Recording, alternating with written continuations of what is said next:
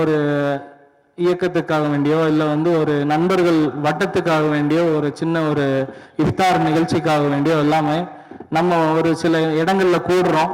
சில நாட்கள் வந்து அது சம்பந்தமாக வந்து பேசுகிறோம். நோன்பு முடிகிற வரைக்கும் அது சம்பந்தமான டிஸ்கஷனில் இருக்கும். அந்த மாதிரி தொடர்ச்சியாக இஸ்லாமிய செயல்பாடுகளில் நம்ம இருந்துட்டு இருப்போம்.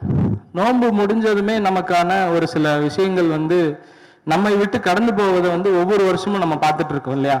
ஸோ இந்த வருஷம் நமக்கான இந்த இஃப்தார் நிகழ்ச்சியினுடைய ஏற்பாட்டினுடைய முக்கியமான ஒரு கருப்பொருளாக என்ன வச்சிருக்கோம் அப்படின்னா, இன்னைக்கு இளைஞர்களுக்கு வந்து பல்வேறு இக்கட்டான சூழ்நிலைகள்ல தான் இளைஞர்கள் வந்து வாழ்ந்துட்டு இருக்காங்க. வேலை வாய்ப்பு பிரச்சனைகள் இருக்கும், நிறைய வந்து குடும்ப சூழல்கள் இருக்கும், பணி சுமைகள் இருக்கும். ஒவ்வொரு விஷயத்திலையும் அவங்க வந்து கவனம் செலுத்த வேண்டியது இருக்கும். அவங்க வாழ்வாதாரத்தை பெருக்கக்கூடிய முக்கியமான காலகட்டம் இது. அந்த காலகட்டத்தில் இளைஞர்கள் வந்து